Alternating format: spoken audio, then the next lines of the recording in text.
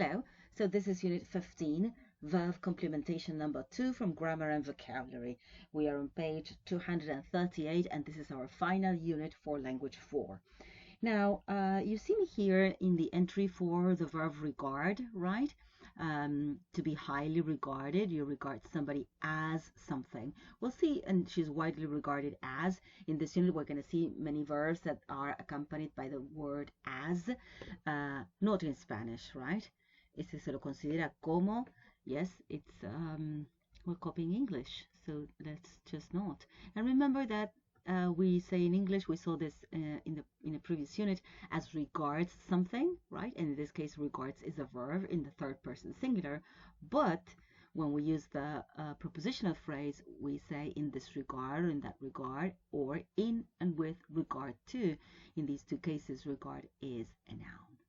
In that regard, with regard to, right? It is a noun. Very good.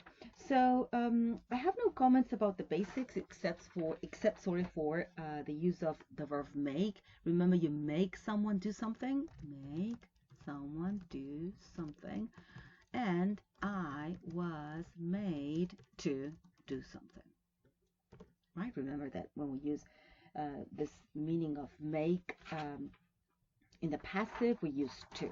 So now we're going to go to section 1 and we're going to go directly. You can see here long lists of verbs. The point is not to discuss all of them. We'll see them in the activities. But here, point number 4 addresses the question of the difference of following a verb with an ing form or a to infinitive. Possibly, I won't be looking at this, the dictionary. Well, maybe I will. Now, I would strongly recommend that when you think about these patterns, when you can actually have a verb that takes a to infinitive and the ing form, that you take into account that naturally the ing form will refer to something in progress and sometimes more general, right? And when you use a to infinitive, you will refer to a particular situation, as is the case of bear, right? I can't bear to watch this now, and I can't bear doing something, as something more general, right? Also, this idea of dread, the verb to dread. You dread something, you fear something. I dread to think something, as in conceive of something, right? But you dread being sick, as you can see, is something more general, right? And I dread to think. That's how you mostly use this verb, right? Let me just check. Yes, that was it. Now, another typically problematic set is forget and remember, right? Don't forget to do something, right, is forward-looking. Whereas I remember doing something actually means I remember having done it, right? I remember that I did it in the past, right? Now, regret plus the to infinitive. Let's have a look at, well, forget possibly has lots and lots of patterns.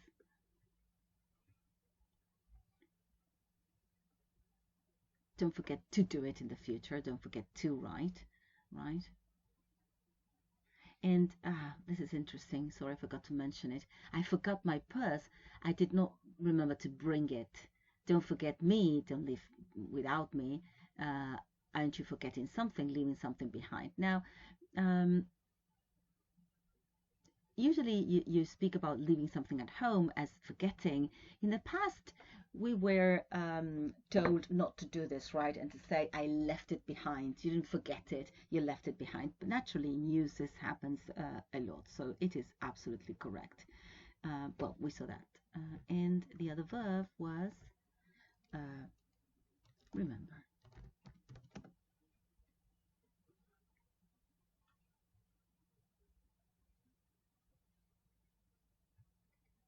Well, remember can be used with as, remembered as the lively teenager he had been, right? Sorry, let me take you to the right pattern. I want you to see, I remember thinking, what a brilliant man he was, right? And we get this backward-looking thought, right? And remember doing something, right?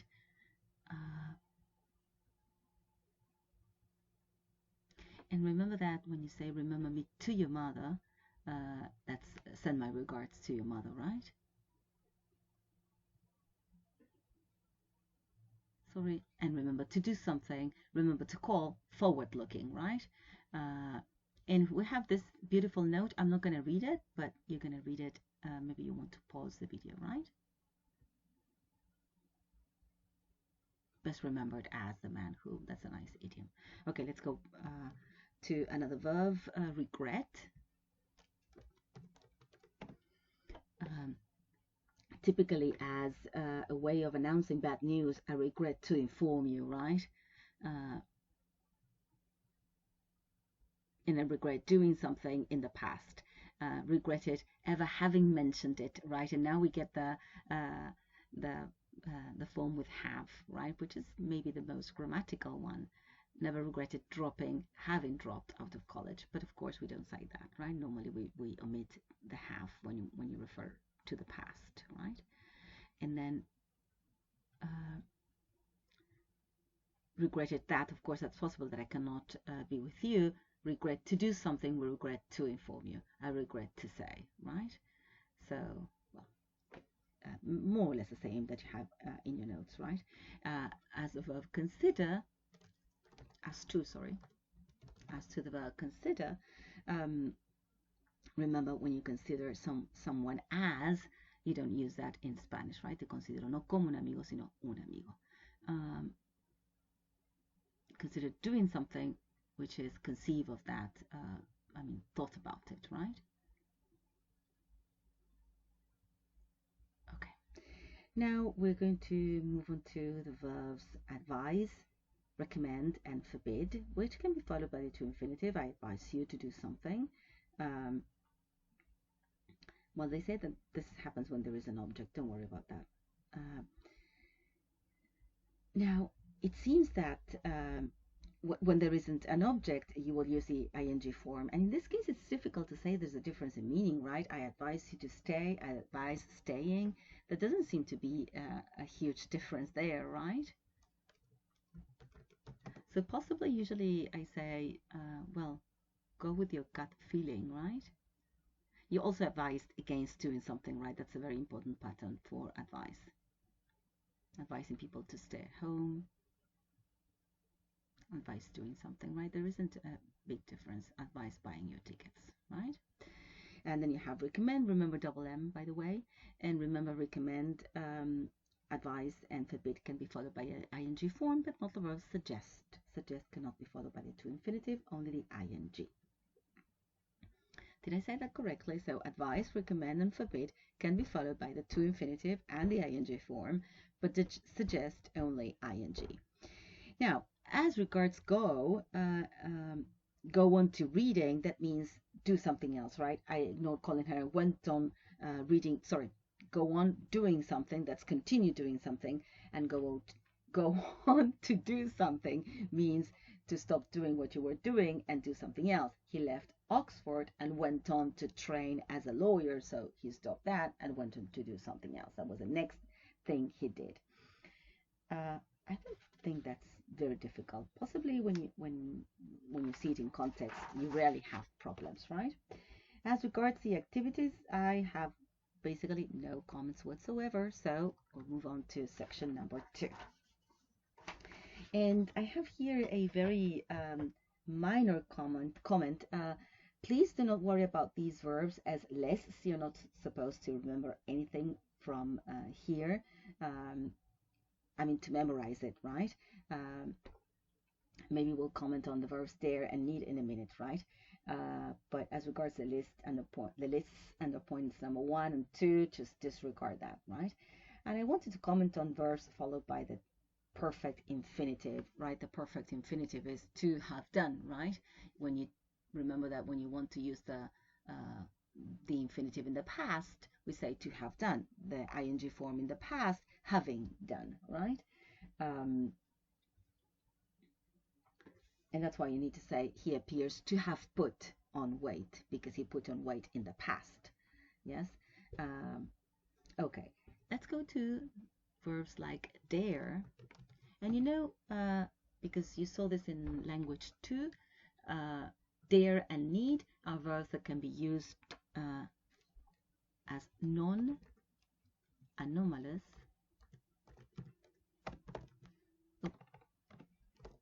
has non-anomalous verbs, right? That is to say, I don't dare, I do you dare to do something, right? But you use them most, as in this case, he didn't dare to say what he thought. But you can also use them as modals. Dare to be different. Here, sorry. They daren't ask for the money. Why do I say that this is the anomalous use? Well, it is anomalous because normally a verb uses an auxiliary, like I don't dare to do something, right? Do you dare to do something? As opposed to dare I do something? Dare I say it, right? Those are uses as if it were a modal, right? We also use very nice expressions with dare, by the way, since we're here. Don't you dare, you know all of this. How dare you? And I dare say to show confusion, guessing, right? Not confusion, guessing. Okay, you have the same explanations here, and I'm not going to go into need. Well, yes, let's go into need. And the same, you will find the same thing here, right? So, need I do something? You needn't do something. We're using the verb in an anomalous way because we're not using the auxiliary as you do. You can also say, do you need? Yes, you don't need. But when you say need you or you needn't, right? We're using this verb in an anomalous way, right? Okay, let me see if there was something else here. No. We have this grammar point, which I am not going to read, but you may stop the video, right? And remember the idiom, you need to have your head examined. You're crazy, right? Okay. So that's all about need. You saw these verbs in language 2. Remember that there's a couple of things to be said about need. Maybe I could do this very quickly. We could do this, do a very quick revision. Sorry, I didn't think about it earlier. So you needn't do something, right? As opposed to you don't, dear Lord, don't need to do something, or you don't have to do something. And remember that we say that when we say you needn't do it, it's because possibly there's authority, right? So I can tell my students, you didn't do something because I have the power to do that, whatever that is. But a student shouldn't address a teacher and say, you needn't do that, right? You could say, you don't need to do this, or you don't have to do this.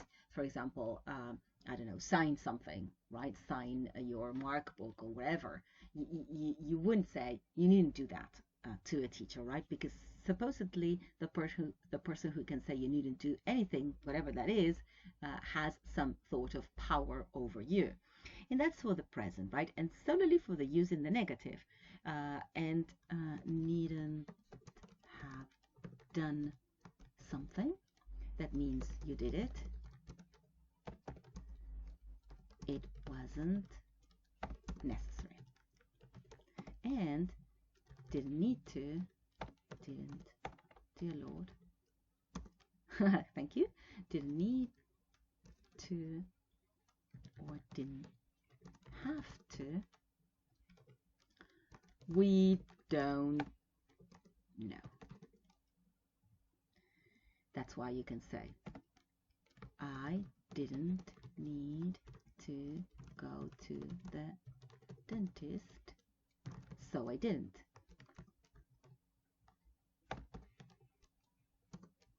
Or, but I did. Right?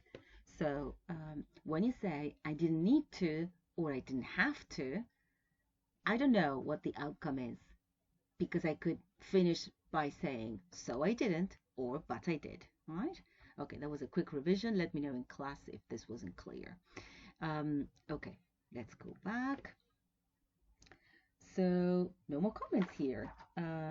For the activities, I have no comments except for the word overtime.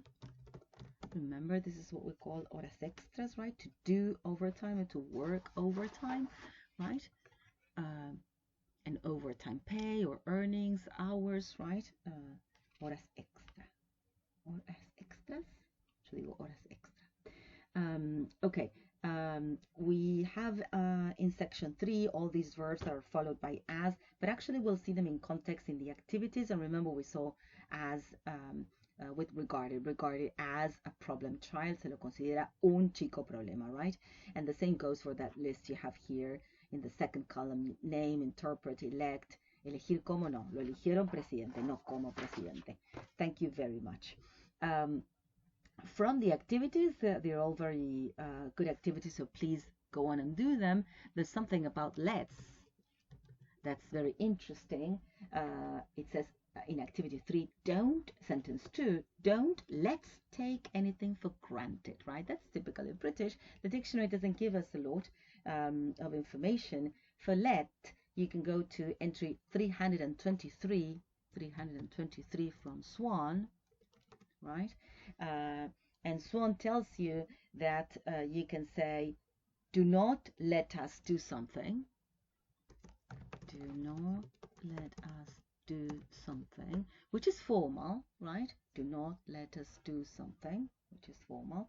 And of course, this don't let's that you find in the course book is informal, right? But of course, you also say let us not to. Right? Let's not to. Let us not to, or let's not to, right? Which is the most frequent, let's not to. Well, let us not is formal, right? Let me put it here since we are, since we have this, right? So we can have, sorry, let us not hurry, right? This is formal. And also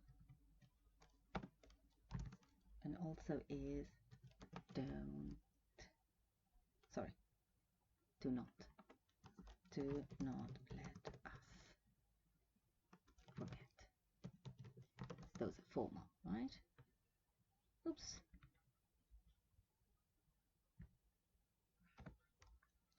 And don't let's go and let's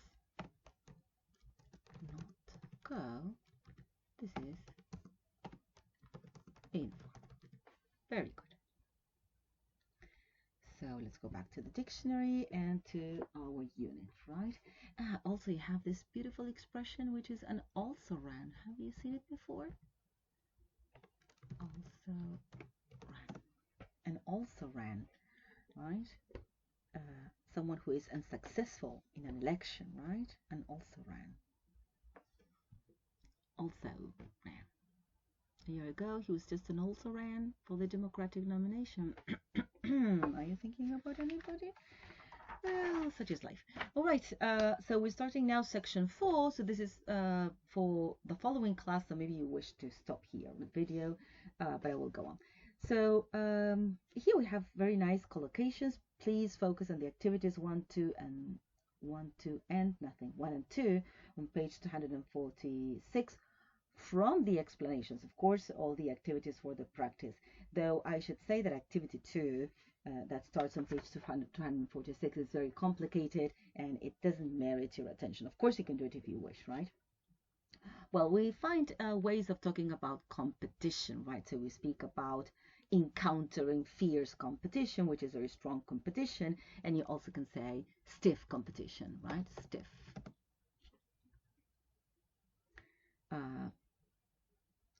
And I like the phrase about to come up against opposition, right? To come up against problems, to come up against anything that is an obstacle, right? It is to face an obstacle, right? Stiff as an adjective. Well, stiff with muscles.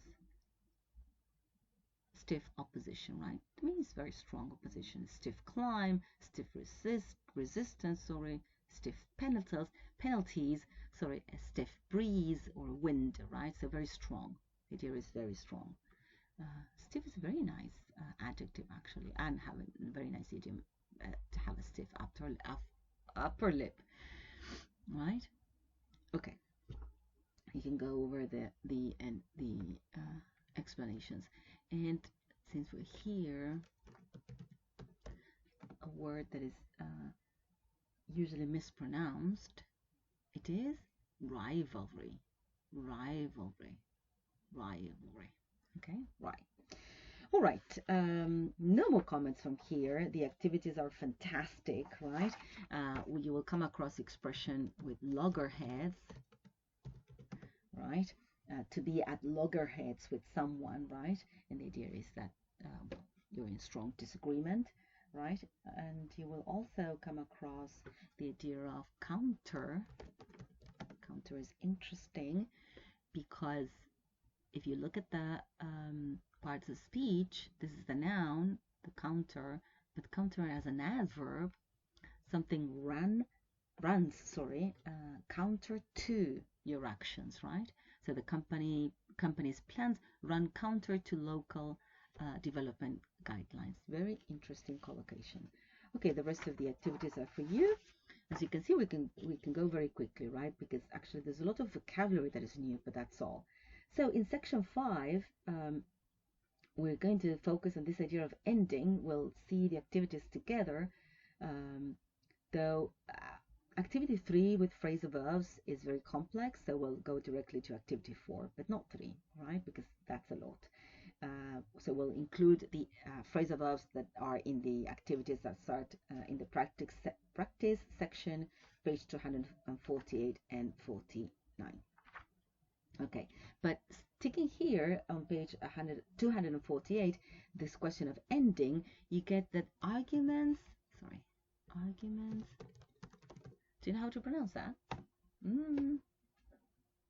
It's Peter. If I get to the phrasal verb, I don't get the pronunciation. Well, the campaign, same example as in the book, petered out.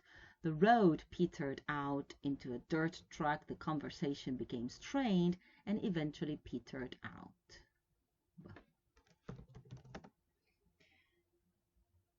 Well, anyway, I hope you believe me, right? Peter, right? Peter. Now, businesses fold, right? So they end, right? Fold as a verb, right? Of course, you get the idea of bending, folding a piece of paper, right?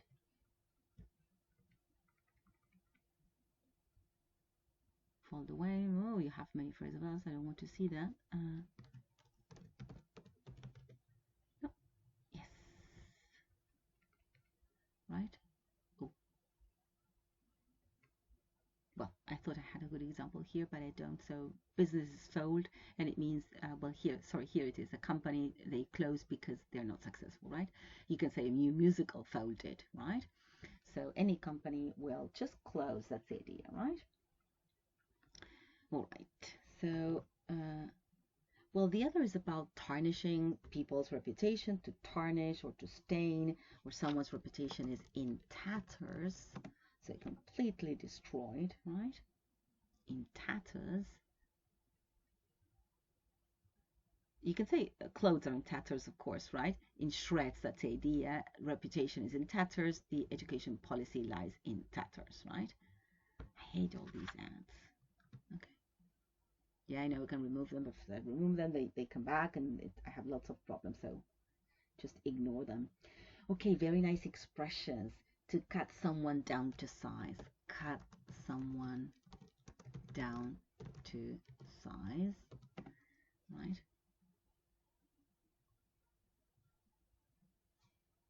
Well, somebody. Cut someone down to size. So to tell them to, they're not important, as it says here, as I think they are. Cut someone down to size. She cut him down to size and told him not to boss her around, right? To bring someone was brought down to earth with a bump.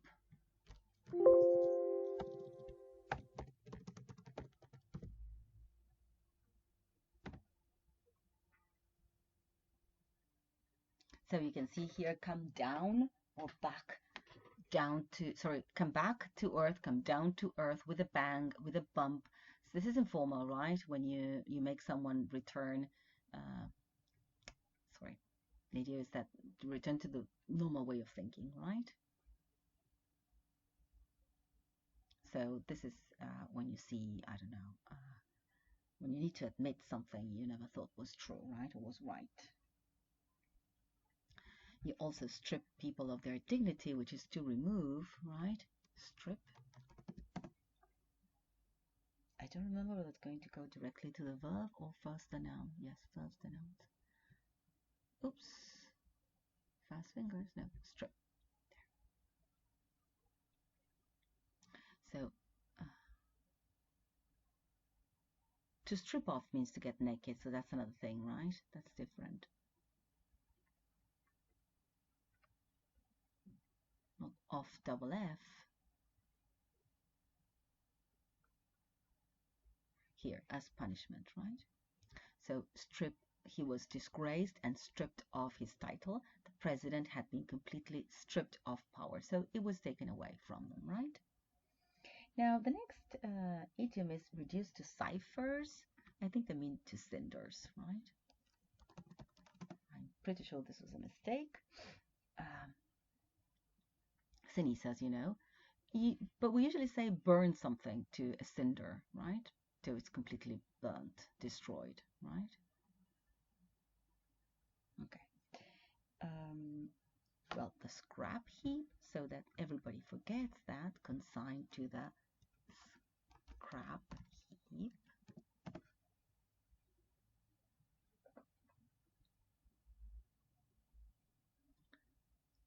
So where things that are no longer wanted or considered useful, right? So thrown on the scrap heap or consigned, as it says here, to the scrap heap, right?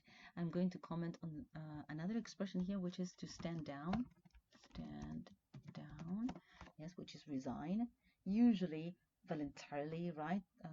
To make room for, as in this case, to make way for younger people, right? Now, when a business goes to the wall, right, it means they fold, actually, right? We also go into liquidation, so it's the end of the go to the wall. A company fails, right? So a firm, a company. You wouldn't say a musical goes to the wall, right? You do use this idea of folding, but not go to the wall. Okay, that's a final comment I wanted to make about, from section 5. You have some very interesting activities. Activity 4 is a bit difficult, but you have this idiom that I wanted to comment on, which is to die a death. It died a death, or their death, right?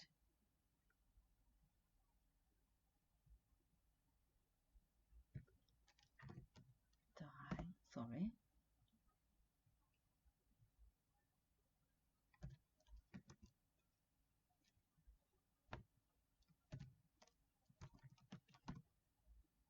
Quickly died the death or a death. This is British and informal, right? And it means to fail completely. And you use it for plays as well, right? So the musical folded, or it died a death, right? Or it failed completely, right? Now, if we go to the exam practice, we have this beautiful verb, induce. Nothing would induce me to do something, right? To induce. We know this from Spanish, right? Because it's a verb that we use in Spanish, right? Which means to persuade or influence. So it's not a false friend, right? You can also speak of drugs that induce sleep or a drug-induced coma, right? Or induced labor. Okay. All right. Yes, this idiom that you will find in activity 2, which is fly in the face of, right? Which means basically oppose, right? You have to be very careful with this one. Flies in the face of something, it means it is against something, right? She showed great courage in the face of danger. Sorry, no, this is in the face of. Fly, sorry, here. Fly in the face of something. It is to oppose or be the opposite. So such a proposal is flying in the face of common sense. So it is against common sense, right? Very interesting idiom. Well, something is a turkey, by the way, is a flop, right? And that's another expression for something that fails, right? A turkey. I forgot to check whether this was here. This is American English, so I don't know. Well, yes, we know the bird. To talk turkey, right? To talk about something seriously. To go cold turkey. Yes, it's a real turkey, right? A failure, right? And we can also use the term flop. It was a flop. A party can also be a flop, right? Fail completely.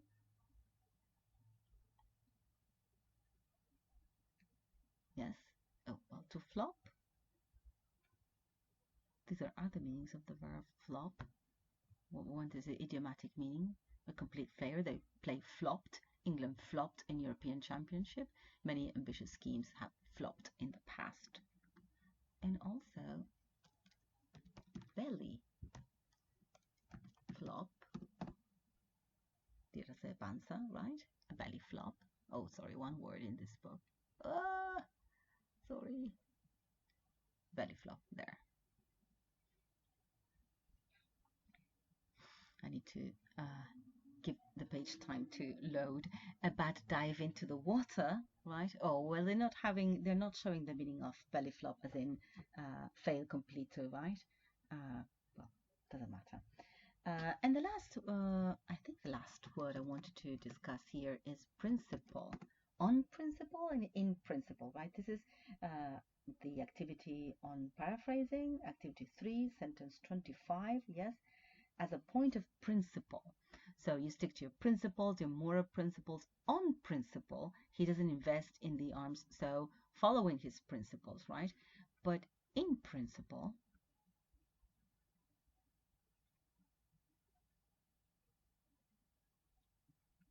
so I'm going slowly, maybe you want to stop the video. And in principle, right? So in principle, there's nothing that a human cannot do. So if we think about it, right? There's no good reason. And also in general, they have agreed to the proposal in principle, in the general details. I agree with you in principle, but then we'll focus on the details, right? Very good distinctions between in principle and on principle, right? Following on principle, following my views, right? You stick to your principles, yes, and in principle as there's no good reason, and in general. And I think that's all. That's about it. We have finished. That's the end of grammar and vocabulary for language 4. Thank you very much. Bye bye.